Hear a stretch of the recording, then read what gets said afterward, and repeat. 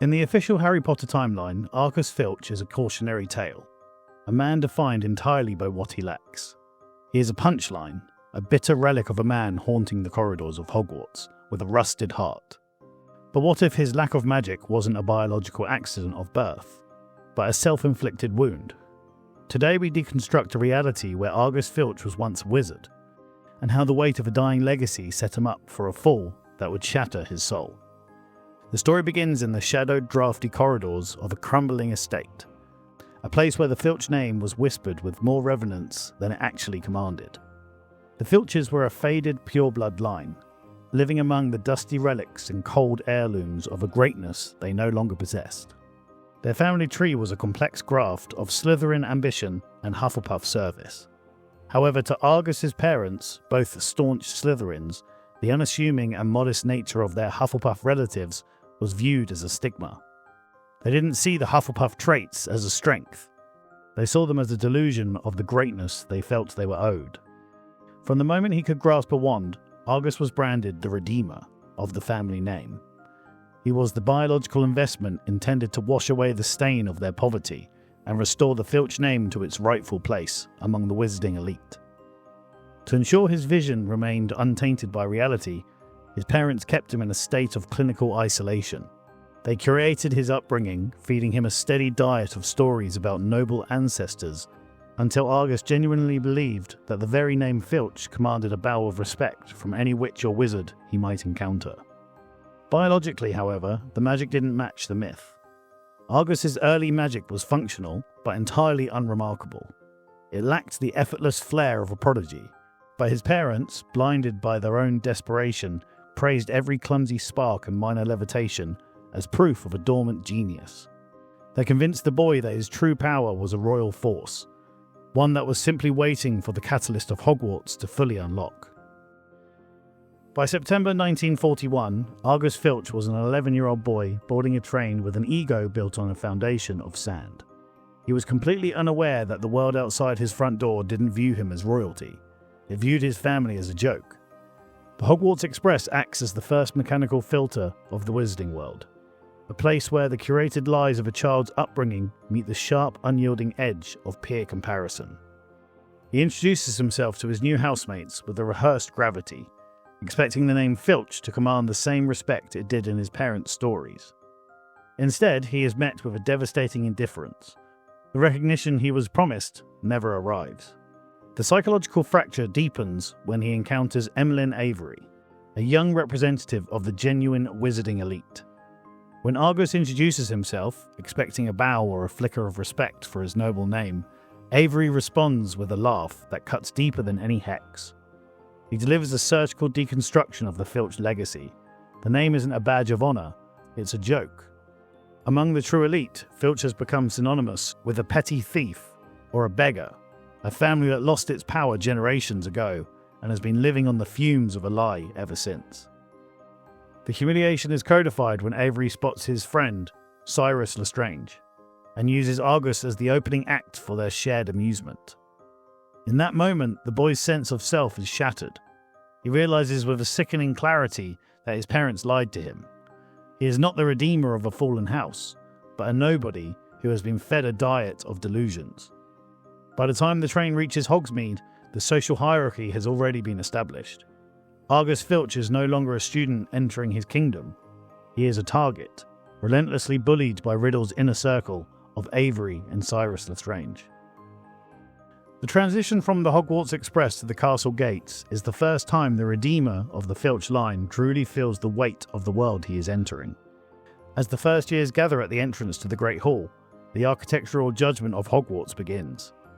Argus Filch, already reeling from the humiliation on the train, is cornered once again by Emmeline Avery and Cyrus Lestrange, fourth-year students who have already begun to establish their dominance within the school. To them, Argus is a walking punchline, a boy whose noble name is nothing more than a synonym for a beggar. The bullying is sharp and public, a psychological dismantling of the prince persona Argus's parents had carefully constructed. However, before the taunts can turn into hexes, the social dynamic is interrupted by a second-year student who already towers over the older boys. Rubeus Hagrid, a bumbling but well-meaning Gryffindor, steps between the bullies and their target. With a psychological presence that even the Slytherin fourth years cannot ignore, Hagrid drives the bullies back, offering Argus the first genuine moment of protection he has ever known.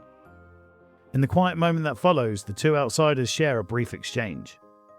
Argus, his ego shattered and replaced by a raw vulnerability, admits his fear of the coming sorting.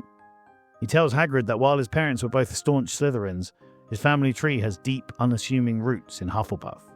He confesses that he no longer cares about being the great wizard his parents demanded. He simply hopes to do well in whatever house will take him. Hagrid, with the characteristic warmth, reassures him. The house doesn't define the man, and everything will be fine once he's settled. But the wizarding world is rarely so kind. As the sorting hat is placed upon Argus's head, it encounters a unique psychological profile. It sees the unassuming Hufflepuff loyalty, but it also finds the Redeemer narrative buried deep within his psyche. It detects the desperate, clawing ambition to prove his parents right and wash away the stigma of his family's poverty. The hat does not sort him based on who he is in the moment of vulnerability, but on the potential for greatness his parents have forced into his soul. The hat screams Slytherin.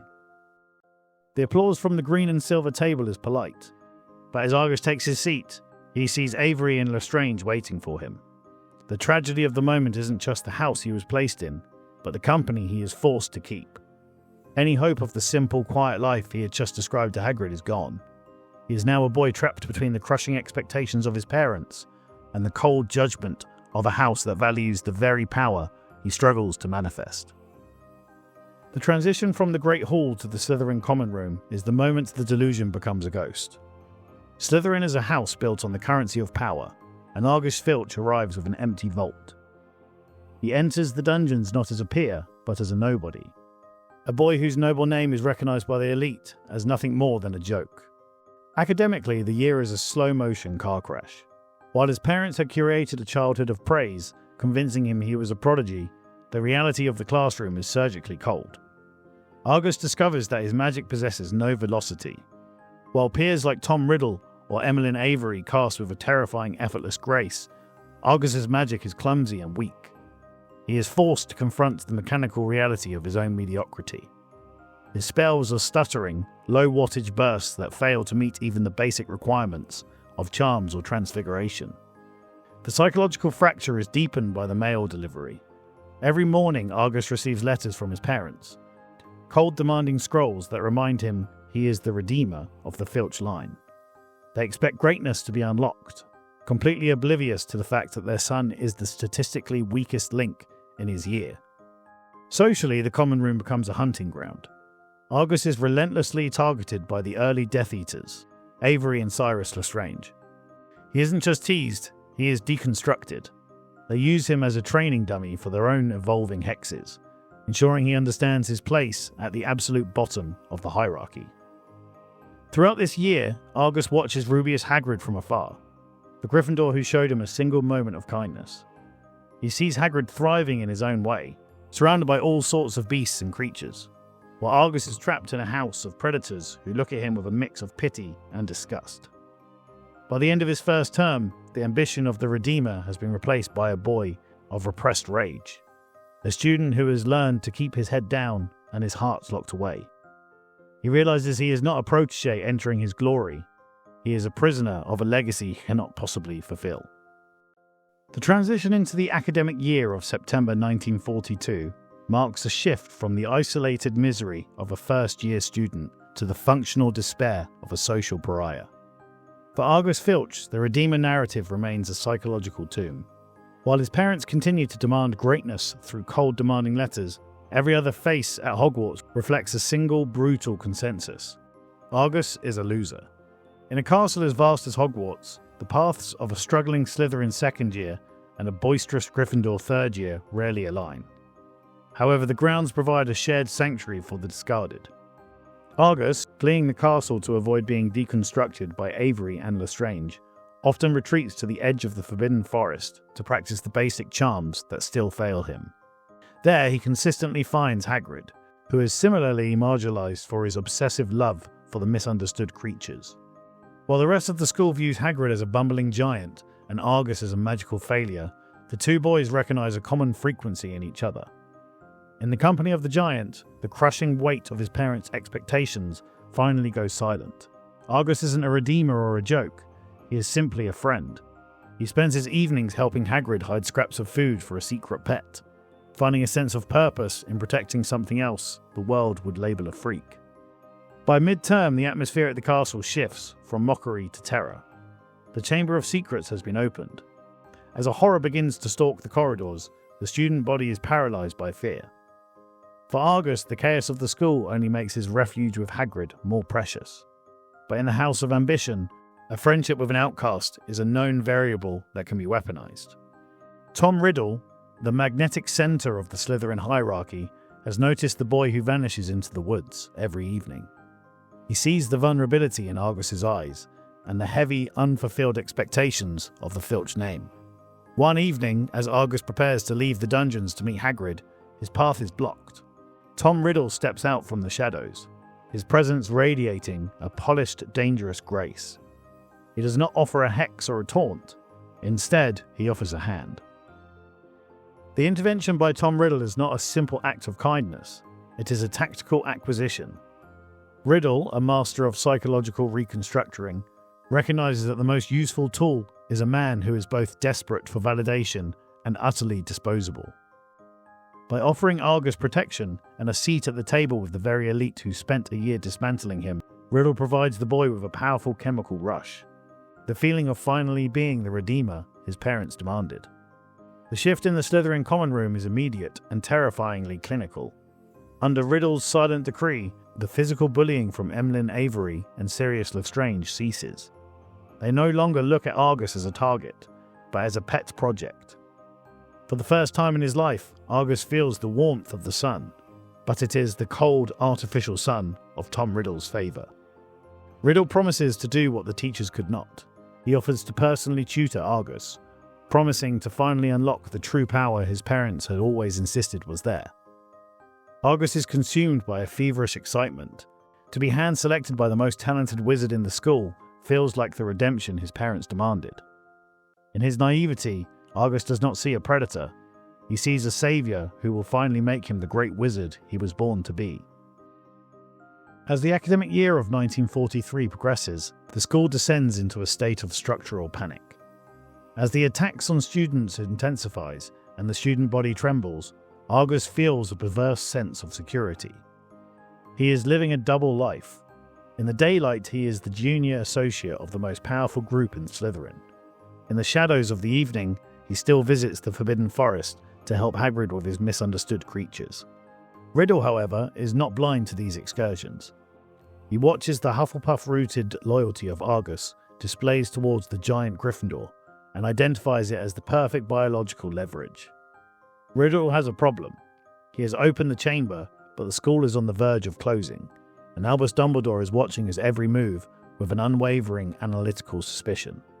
Riddle begins mentoring Argus, filling his head with the idea that the true elite have a duty to protect the school from those who would bring in dangerous elements. He slowly seeds a narrative that the attacks aren't coming from within Slytherin, but from the clumsy interference of those who don't understand the castle's ancient power. By the time the tension reaches a breaking point, Argus is completely submerged in the delusion. He believes he is Riddle's confidant, a key player in a grand design to save Hogwarts. He is so blinded by the glow of his own perceived importance that he doesn't realize he is being positioned. One evening in the flickering light of the common room fire, Riddle leans in. He tells Argus that he has discovered something disturbing about their mutual friend, Hagrid. He tells Argus that the school is in danger of being shut down forever unless someone acts. He tells Argus that he has found definitive proof, remnants of a dark, predatory silk, and traces of an ancient, multi-legged horror linking the attacks to one of Hagrid's misunderstood creatures. But the tragedy, Riddle claims, is that Hagrid has already realized his mistake and destroyed the physical evidence. When Argus, fueled by his Hufflepuff-rooted instinct to protect, asks why they don't simply take this information to Professor Dumbledore, Riddle delivers a devastating piece of psychological propaganda. He informs Argus that Dumbledore's affection for the bumbling Hagrid has blinded him. If they go to the faculty now, Dumbledore will dismiss the accusation as Slytherin malice, giving Hagrid the critical window he needs to hide the creature deeper in the forest, leaving the school and the students in permanent danger. Riddle presents Argus with a noble burden. He tells him if they want to save Hogwarts and stop the attacks, they must catch Hagrid in the act. He instructs Argus to find Hagrid and tell him a calculated lie, that he saw the giant spider, Aragog, scuttling through the third-floor corridors. Riddle knows the psychological profile of the half-giant. The moment Hagrid hears his pet is in danger of being discovered, he will sprint directly to the creature's hiding spot to protect it. Riddle will then follow, discovering the monster and saving the school as a hero. To Argus, this feels like the redemption he was promised. He believes he is playing the role of a strategist, helping catch a friend before that friend's dangerous hobby kills someone. But Riddle requires a biological guarantee of silence. Riddle insists on a magically binding dark pact, an unbreakable vow. He tells Argus that this is a standard procedure for those operating in the inner circle, a way to ensure their mission isn't compromised by the weak-willed. As their hands join and the thin tongue of brilliant flame winds around their wrists, he believes he is finally a great wizard doing a great thing. In reality, he has just been turned into a magically primed scapegoat. By the time the vow is sealed, the trap is set. Argus Filch, the boy who just wanted to belong, walks into the darkness of the corridors to lie to the only person who ever truly cared for him. Argus tracks down Hagrid in the shadows of the grounds, his voice trembling as he delivers the scripted lie. He tells the half-giant that he saw a massive many-legged shadow scuttling through the third-floor corridors. The reaction is instantaneous. Hagrid, fueled by a desperate protective love for his pet, doesn't stop to ask questions. He sprints toward the castle to save his friend from discovery. The absolute unquestioning trust in Hagrid's eyes as he thanks Argus for the warning is the first crack in the delusion. The way Hagrid doesn't even hesitate to believe him makes Argus feel the weight of the lie like a physical poison. As Hagrid's massive form disappears into the stone entrance, the Redeemer high that Tom Riddle gifted Argus begins to evaporate, replaced by a cold, sickening clarity. Argus catches a glimpse of Tom Riddle emerging from a side corridor to follow Hagrid, and for a fleeting second, the mask slips. Riddle isn't moving with the urgency of a saviour. He is stalking Hagrid with a look of predatory, cold satisfaction. The Hufflepuff-rooted loyalty deep in his bloodline, the part of him his parents tried so hard to suppress, finally screams that Riddle is not a mentor, but a monster. The air in the castle shifts. A heavy, suffocating silence descends as the news ripples through the stone. A student, Moaning Myrtle, has been killed. This is no longer a schoolyard prank, or a struggle for social status. It is a murder. Argus realizes with a sickening clarity that he hasn't been recruited into an elite circle. He has been weaponized against the only person who ever treated him with dignity. Argus watches from the shadows of a grand staircase as Tom Riddle speaks with Professor Dumbledore. Riddle is a master of optics, playing the role of the concerned, vigilant student, while Dumbledore's gaze remains analytical and unreadable. The moment Tom leaves, Argus sees his window. Driven by a crushing weight of guilt and a desperate need to save the innocent, bumbling Hagrid from taking the fall, he emerges from the darkness to intercept Dumbledore. He intends to confess everything, the lie about the spider, the manipulation, and the monster Riddle truly is. As Argus opens his mouth to speak, the unbreakable vow, the dark pact he signed in the flickering green light of the common room, triggers its mechanical failsafe. The words do not just catch in his throat, they are physically seized by the dark magic woven into his very being. Because Argus is underage and the magic Riddle used is incredibly dark, the result of breaking the vow is not immediate death, but a catastrophic magical backlash. As he tries to force the truth past his lips, the pact violently consumes and shatters his magical core. To the observer, it looks like a seizure of pure white light. Internally, it is the sound of his soul breaking. Argus Filch collapses at Dumbledore's feet, his magic flickering out like a dying candle, leaving him a ghost in his own body. As Albus Dumbledore kneels over a convulsing form of Argus Filch, witnessing the violent, structural dissolution of a child's magical core, the tragedy in the dungeons reaches its mechanical conclusion. Deep within the castle, Rubeus Hagrid bursts into the darkened storage room, his heart hammering against his ribs. He finds the box where Aragog remains hidden, breathing a frantic sigh of relief that is immediately swallowed by confusion. He asked the spider why it left, why he would risk being seen on the 3rd floor after all their precautions. But Aragog's response is a series of sharp, rhythmic clicks. He never left. He has been in the shadows of this room since the sun went down. Before Hagrid can process the weight of that truth, the door swings open. Tom Riddle enters, bathed in the cold, clinical light of his own lantern. The scene is exactly what Riddle needs it to be. A student caught red-handed, with a dangerous multi-legged monster in the wake of a student's death. In the silence that follows, Hagrid feels the sting of a secondary betrayal. He realizes that the only way Riddle could have known to be here, the only way the lie about the 3rd floor could have been planted, was through Argus Filch. The boy who shared his snacks and helped him hide food for his pets wasn't a friend. In Hagrid's eyes, he was a scout for the executioner. Argus Filch does not wake to the triumph of a redeemer. He wakes in the spring of 1944, emerging from the darkness of a magical coma into a world that has no use for him. The redeemer is dead. The mechanical reality of his situation is brutal. The hum of magic that once resided in his blood, however average it may have been, is gone, replaced by a dull, aching void. The rejection is total. To the Filch lineage, a child without magic is not a son. He is a biological failure, a stigma that must be erased. His parents, informed that Argus is now effectively a squib, do not come to collect him. They do not send letters or gold. They simply close the doors of the crumbling estate, leaving Argus effectively orphaned within the stone walls of Hogwarts. Dumbledore, seeking to understand the catastrophe, utilizes legitimacy to navigate the fractured architecture of Argus's mind.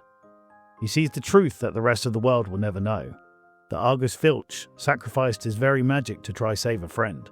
However, because the Dark Pact fractured Argus's memory of the specific details, the identity of the architect, Tom Riddle, remains obscured by a magical fog. Dumbledore suspects Riddle's influence, but lacks definitive proof, seeing only a boy whose magical core has been violently consumed. As Argus's eyes flutter open, he tries to force the truth past his lips, desperate to name the boy who orchestrated the fall. But as the words begin to catch in his throat, Dumbledore places a steady, firm hand on his shoulder and stops him. He tells Argus that his core is already spent, and if he tries to break the mechanical constraints of the Dark Pact again, the magic will finish him off entirely. Dumbledore offers the boy a position, not as a student, but as an assistant to the castle caretaker. It is an act of pity, a way to keep Argus safe and tethered to the only world he has ever known. The final psychological fracture occurs during his recovery, when Argus sees Rubeus Hagrid being led through the halls, now expelled and his wand snapped. Argus, fueled by the memory of their shared sanctuary, he is genuinely happy to see his one true friend, believing they are now outcasts together. But Hagrid ignores him. In Hagrid's memory, the last image of Argus is that of a boy sneaking around trying to facilitate a frame-up. He meets Argus's gaze with a cold, unyielding silence, a look that labels Argus as a traitor. For the next 30 years, Argus Filch lives in the shadow years.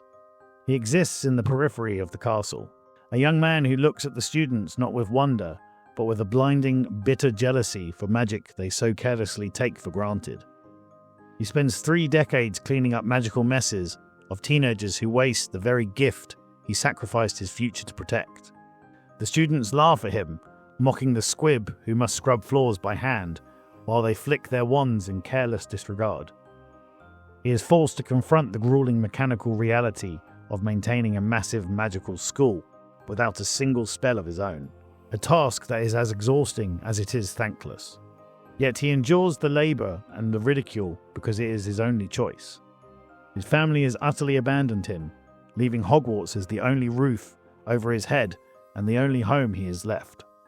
To Argus, the presence of Hagrid remains the ultimate injustice. The bumbling boy who bred dangerous monsters is celebrated as the beloved keeper of keys, while Argus, who lost everything to do the right thing, is treated like a miserable, magicless servant. By 1973, when he is officially promoted to the title of caretaker, Argus Filch is no longer the boy who tried to do the right thing. He is a man whose heart has been surgically replaced by the rules. When he catches students wandering the halls, he doesn't see innocent children. he sees the dangerous arrogance of Tom Riddle. A few years later, the structural decay of Argus Filch's spirit is nearly complete. It is a cold, rainy evening, and he has just finished cleaning the remnants of a magical prank left by a group of third years who view their power as a toy rather than a gift. Watching them laugh while he, a man who sacrificed his soul for the greater good, scrubs the floors, finally pushes him over the edge. The weight of his shattered magical core and 30 years of isolation becomes a physical pressure he can no longer contain. He leaves his wandless, miserable office and walks toward the Black Lake, intent on entering the freezing, murky depth to end the silence in his blood forever. But as he nears the water's edge, the mechanical silence is broken by a pathetic, raspy screeching. In the shallows, a pair of Grindylows, vicious water demons, have emerged from the mud to drag a tiny, scrawny kitten into the depths. In that microsecond, instinct overrides despair. Argus reaches for a wand that has been dead for decades, but finding nothing, he pivots to the only weapons he has left: physical mass and a heavy brass lantern. He wades into the freezing mud, not as a wizard, but as a man, beating the creatures back with raw, desperate force until they retreat into the dark. When he scoops up the shivering animal, he finds the mirror of his own life. The kitten's paws are bleeding, and upon inspection, he realizes why she couldn't fight back. She has been cruelly declawed by a previous owner and discarded. She has been stripped of her natural defenses and left to die in a world filled with predators. Argus looks at the lake, then down at the shivering cat. He realizes that if he walks into that water, this helpless creature dies with him. They are identical, both mutilated, both defenseless, and both deemed useless by the others. He wraps her in his heavy, wet cloak and turns his back on the Black Lake. He returns to the castle, naming her Mrs. Norris. From that night on, the corridors of Hogwarts are no longer just a workplace. They are a territory. Argus Filch isn't just a caretaker. He is a sentinel, guarding the only other being who understands the weight of being discarded. He doesn't just walk the halls, he haunts them. A broken man protecting a broken cat, unified by a silent promise.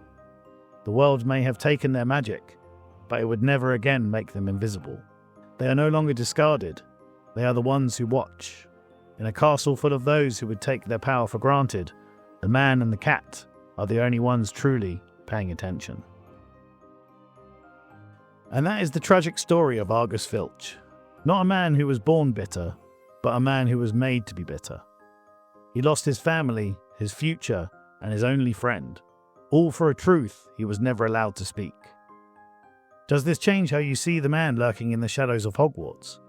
Is Filch a villain, or is he the most selfless student Hogwarts ever produced? A boy who gave up his magic just to do the right thing? Let me know your thoughts in the comments below. If you want to see more what-ifs into the wizarding world, hit that like button and subscribe so you don't miss our next story. Thanks so much for watching. See you in the next video.